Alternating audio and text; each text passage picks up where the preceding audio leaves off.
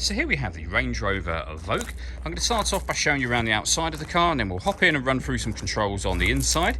From the outside though, you can see it's a 5-door car with alloy wheels.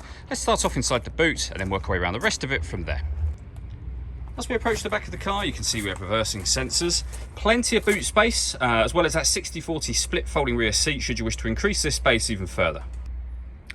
Okay, so we're just going to work our way back round to the front of the car, and then we'll hop in and run through some controls on the inside. But now that we've done a full circle of it, you can see it's in excellent condition the whole way round.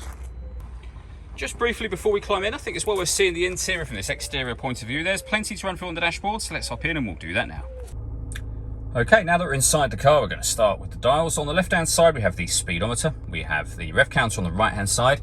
In the middle, you can see the trip computer. It has a digital readout for the speedometer. You have your fuel gauge, coolant temperature gauge in there as well. And it'll show you what gear this car is currently in. It's an automatic, so we're in park at the moment, of course. If we back out to the steering wheel, on the left-hand side, we have various controls for stereo, and on the right hand side, same sort of thing, but you can also change the information in that central section just there using these buttons as well. We have stereo controls on the left hand side, and then cruise control and speed limiter over on the right hand side. In the center is where you'll find the touchscreen for the car. We have a few buttons down the right and left hand sides, but ultimately everything is touchscreen. So if you want your audio menu, that's this box at the top just here, and you can access various different ways in which you can listen to music.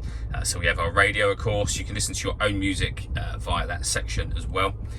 You can access the satellite navigation. Just hit this box here.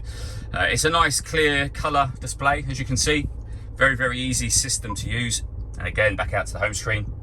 And you can pair your phone at the bottom just there. And as I say, you can access certain menus directly through pressing these buttons here if you'd rather. Working our way down from that, we have the CD player. Main volume for the stereo. We then have dual zone climate control, so you can adjust the passenger and driver temperature. You can increase and decrease the fan speed. You can determine what direction you'd like the air to be distributed in.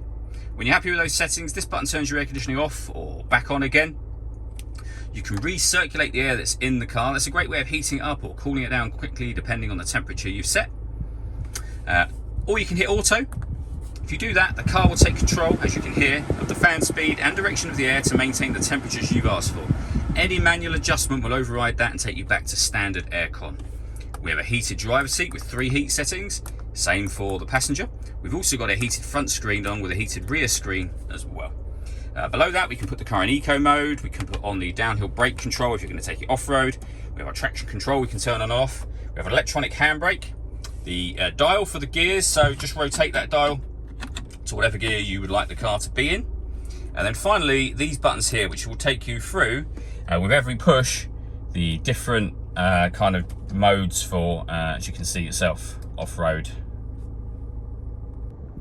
The last thing I wanted to mention is the panoramic glass roof. We have a button up here that will open that sun-blind all the way to the back of the rear seat. And as you can see, that lets in a huge amount of extra light to the car. All that leaves me to say is thank you for taking the time to watch this video. If you'd like to come and see the car in person and have a test drive, please feel free to give us a call here at Surrey Specialist Cars. We'd love to hear from you soon.